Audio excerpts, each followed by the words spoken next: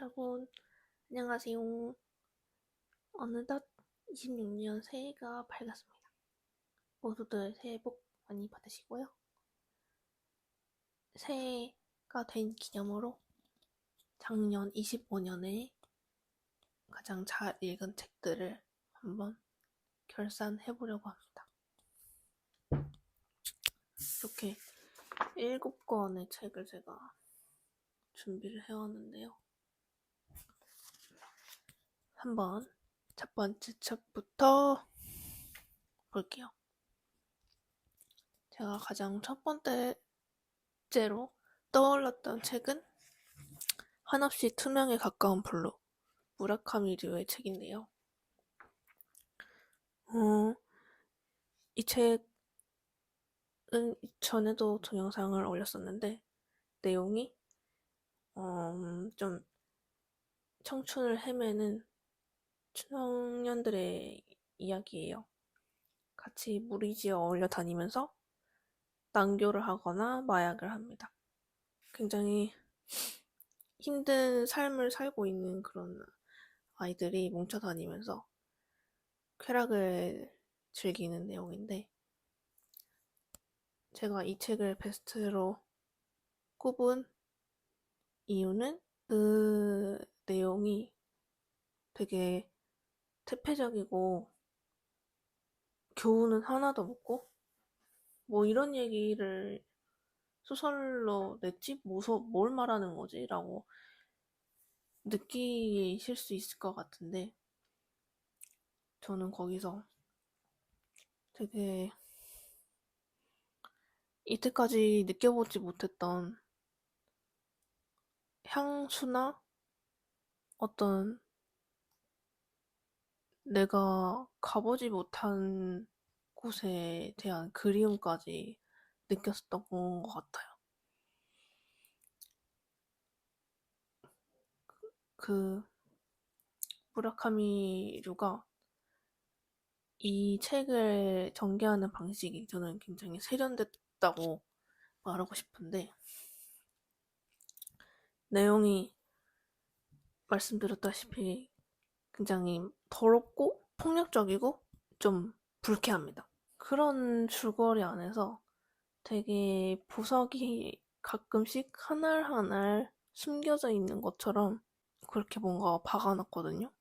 어떤 책들은 보면 내용이 처음부터 끝까지 되게 교훈을 주려고 하는 듯한 교조적인 느낌을 받을 때가 있잖아요. 근데 류는 그렇지 않습니다. 뭔가 그런 교묘하게 숨겨놓은 넌지시 말하는 그런 방식이 있거든요.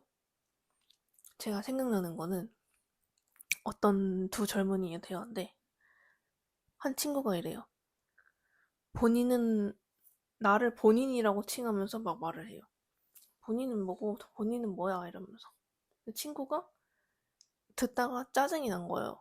야, 나라는 말이 있는데 왜 자꾸 본인이라고 하냐. 그 말 되게 짜증난다. 본인이라는 말 쓰지 마라. 근데 너무 웃기지 않아요, 이것도? 본인이라는 말이 짜증나는.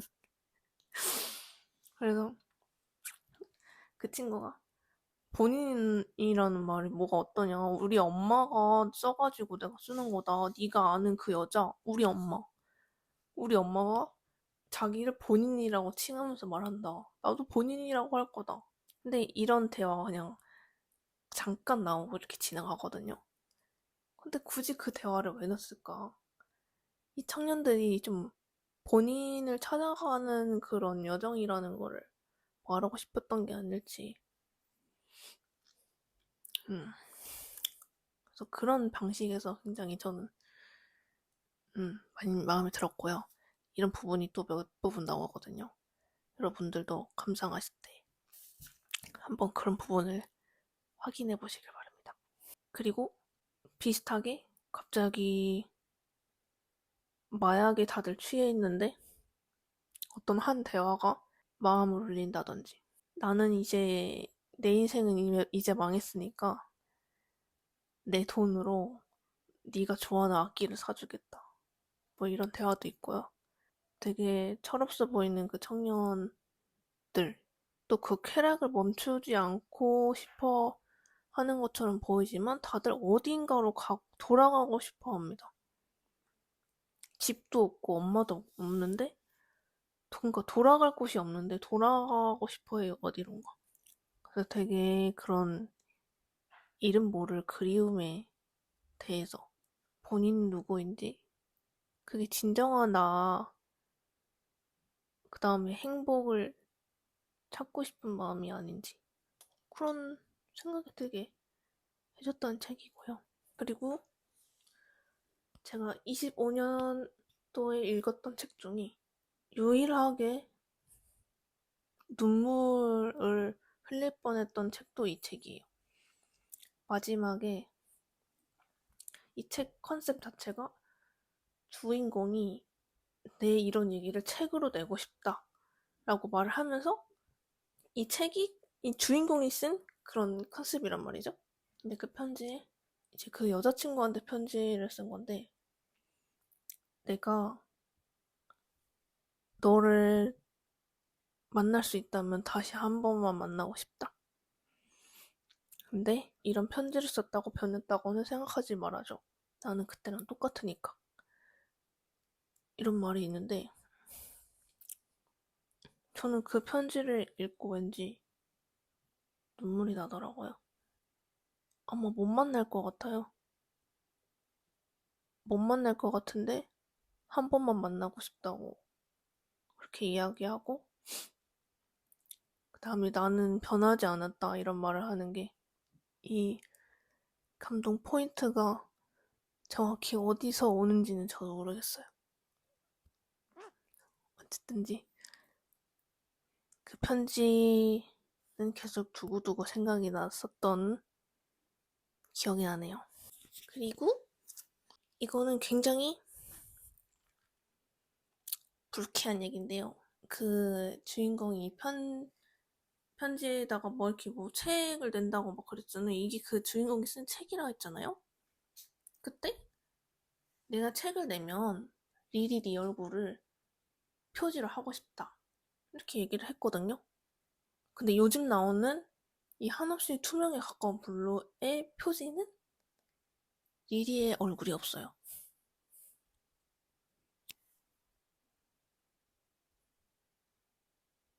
잠깐만. 출판사들은 이 책을 읽어본 걸까요? 진짜 너무 짜증이 나는 거예요. 분명히 안 읽어봤습니다. 진짜 그 출판사 불매할 거예요. 어떻게 책을 읽어보지도 않고 내죠? 이런 이야기가 있고요. 이 초판인가에는 리리의 얼굴이 있어요. 그 책 표지에. 근데 요즘 나오는 책은 없답니다.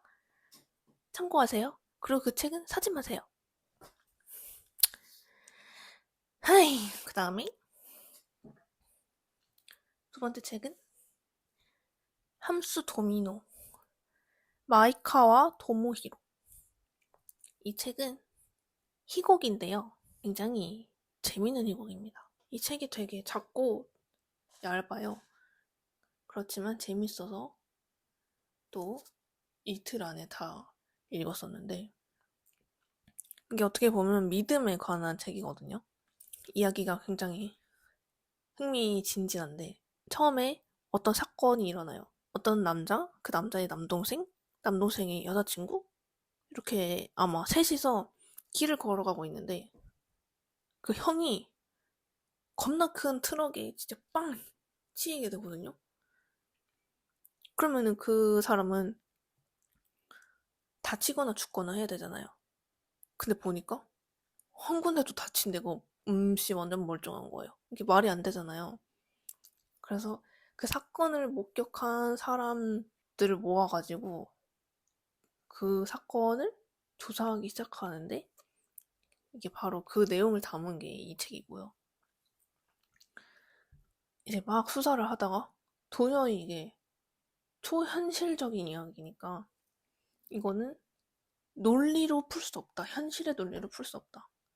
이거는 비현실적으로 한번 생각을 해봐야 된다. 이런 얘기가 나오면서 어떤 남자가 이런 얘기를 던져요. 나 사실 알고 있다. 뭔가를 알고 있다. 그래서 사람들이 뭔데요? 뭔데요? 이러는데 그 형, 이 말하는 사람은 그 사고를 당한 남자의 친구였어요. 내가 어렸을 때부터 걔를 봤다. 걔는 초능력자다. 이러는 거예요. 막 그래서 사람들이 왜? 뭔 초능력자야? 제 사람 또라이 아니야? 막 이랬는데 그 남자가 말하기를 내가 쟤를 계속해서 어렸을 때부터 지켜봤는데 쟤는 제가 하고 싶은 대로 되고 노력하지 않아도 뭐든지 이룰 수 있고 제가 믿는 대로 쟤는 도미노다 이러는 거예요.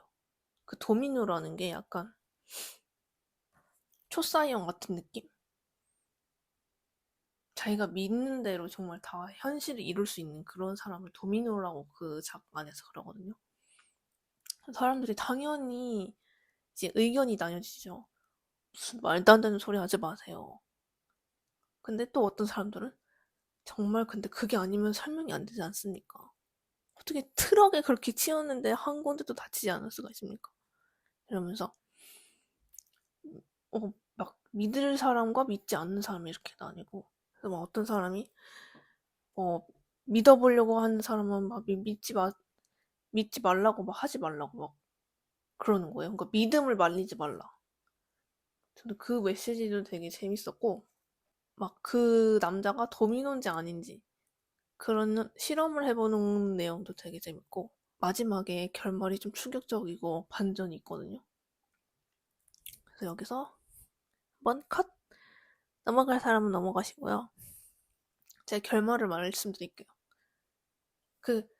쟤는 도미노라고 말했던 그 어렸을 적 친구 있잖아요. 그 남자가 도미노였던 거예요. 그래서 이게 어떻게 된 일이냐면 그 남자가 그 친구를 시기 질투했던 거예요. 쟤는 내가 봤을 때 맨날 모든 일이 잘 되고 너무 잘 나가고 노력에 비해 한 거 없이 잘 된 것 같아.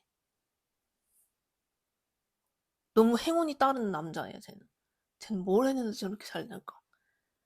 그래서 자기 스스로 그 남자를 그렇게 믿은 거예요. 쟤는 노력 없이 행운만으로 뭐든지 이루는 애다. 근데 그것도 하나의 믿음이잖아요. 진짜 그 남자가 그렇게 된 거예요.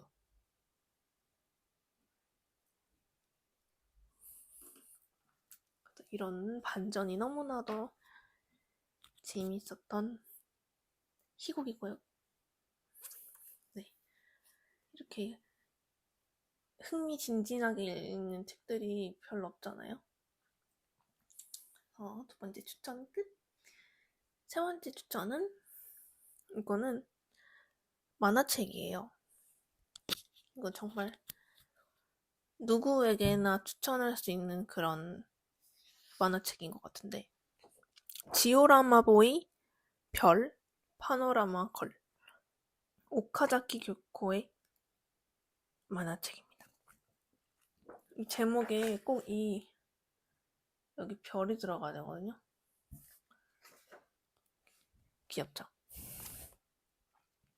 이 내용은 되게 산뜻하고 가벼운 그냥 이야기예요. 사실 별 메시지도 없는 그런 만화책인데 저는 이 만화책을 읽고 제가 다시 소녀가 된 진짜 그런 기분이 들었어요. 여기 주인공 소녀가 뭐 남자친구를 만들고 싶다든지 뭐 아무 남자나 잡아가지고 말을 걸고 뭐 이랬나? 뭐 또 아이스크림을 먹으면서 뭐 아이스크림이 맛있는 건 기분 탓은 아니구나 뭐 이런 얘기도 하고 또 어떤 여자아이한테 엄청 뭐 친절하게 굴어서 친구가 되기도 하고 이런 책들이 흔하지는 않은 것 같아요. 이런 기분을 주는 어떻게 보면 메시지를 주는 것도 중요하지만 이런 기분 자체를 선사하는 책들도 굉장히 소중한 책들이 아닌가 생각이 듭니다. 제가 남들한테 이런 기분을 살면서 한 번이라도 줄 수 있을까? 그 생각이 들어요. 굉장히 다시 순수해진 느낌이 들고, 소녀가 된 느낌이 들고, 좀 더 프레시해지는 그런 느낌. 그 다음에 네 번째 책은요. 랭스로 되돌아가다. 디디에 일본. 이분은 이제 프랑스 철학자예요. 이 책이 사회학 책이라고 할 수 있는데 이분이 좀 자전적으로 자기 인생을 되돌아보면서 사회에서의 나의 위치와 그 다음에 게이로서의 자기 위치 그런 것들을 좀 자기 입장에서 그려낸 에세이인데 정말 재미있게 읽었고요. 이분이 어렸을 때 굉장히 가난했었대요. 부모님도 마찬가지로 좀 가난하고 교양이 없고 정말 사는 일에만 집중하는 그런 사람이었다고 합니다. 근데 글쓴이는 어렸을 때부터 그런 걸 싫어했다고 해요. 그래서 그 집안 안에서 유일하게 좀 공부를 하고 책을 많이 읽고 해서 그 지역을 벗어나서 살고 있는데 이거를 뭐 아비투스라고도 하죠. 어렸을 때 체화돼서 하나의 삶의 양식으로 녹아있는 잘 사는 사람이랑 못 사는 사람이랑 삶의 양식이 달라져서 또 그게 계속 자기가 잘 살게 됐음에도 불구하고 그게 남아있는 그런 걸 아비투스라고 하잖아요. 근데 그런 거에 대해서 좀 분석이 됐습니다.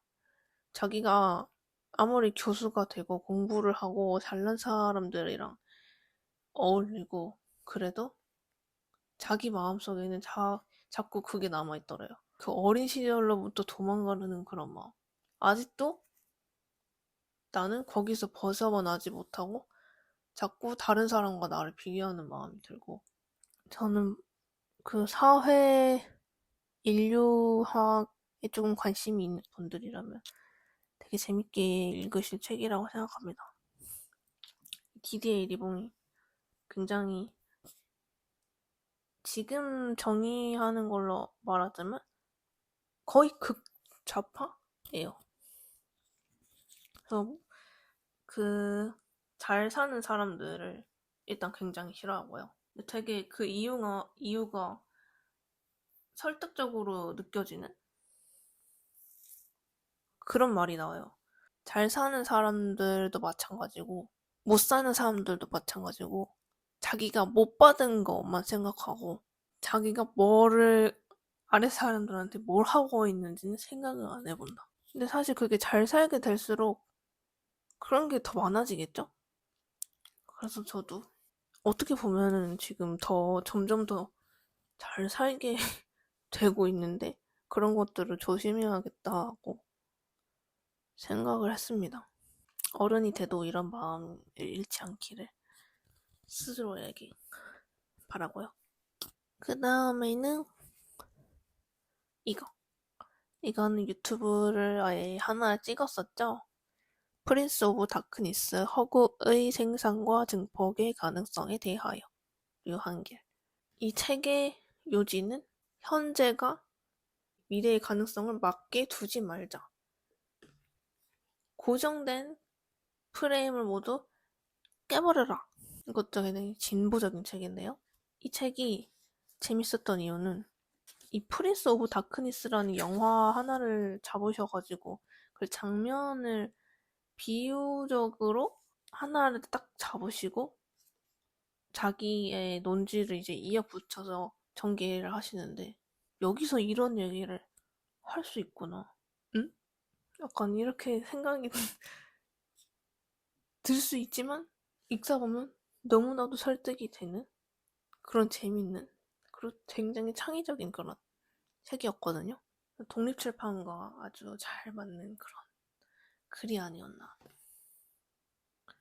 정형화된 그런 글들을 벗어나서 좀 자유롭게 쓴 귀한 책을 읽은 느낌이 들었어요. 그 다음에 이것도 하나의 하나의 영상으로 찍었었는데, 포에버리즘, 그래프턴 테너.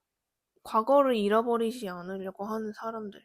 그 미래에 뭐든지 다 가져가서 영원화를 해버리려는 사람들. 노스텔지어가, 그다음에 그리움이 허락되지 않는 그런 사회가 되고 있다, 점점. 우리가 아무것도 잃어버리지 않으려고 할 때 어떤 일이 벌어질 수 있는가에 대해서 되게 재밌게 읽었던 책입니다. 근데 단점은 여기 갈수록 위에서 이렇게 갈수록 이렇게 글자가 작아지는데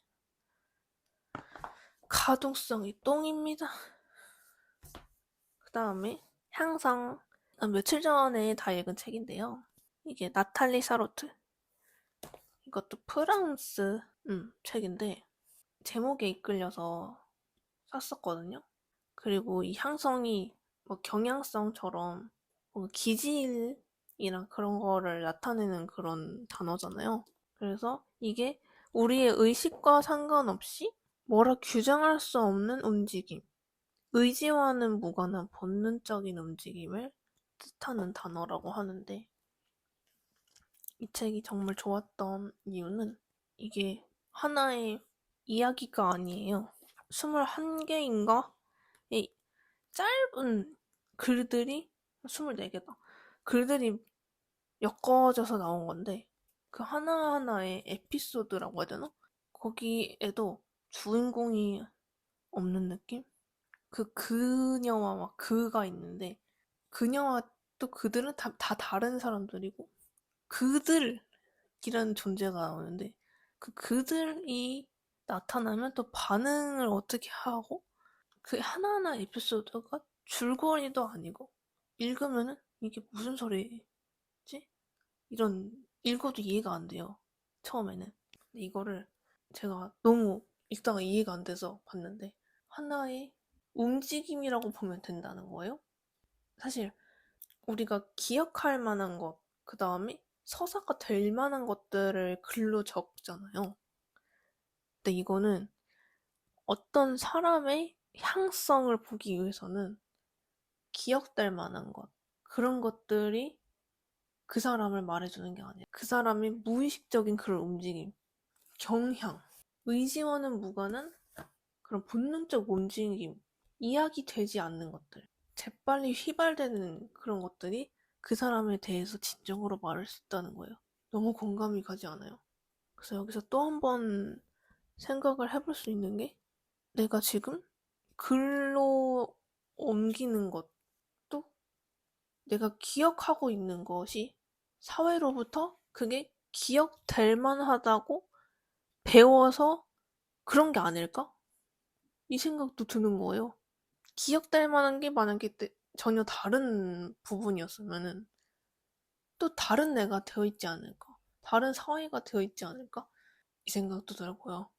또 이런 제가 막 영상을 이렇게 찍고 있으니까 발견하는 것들이 몇 개 있는데, 제가 의식하지 못했던 저의 말투라든지 막 이런 제스처라든지, 제가 막 머리를 계속 이렇게 만진다든지, 제가 뭐 강조하고 싶을 때 이렇게 고개를 내민다든지, 생활 속에서 뭐 찍은 영상에서 내가 저런 모습이 있었나?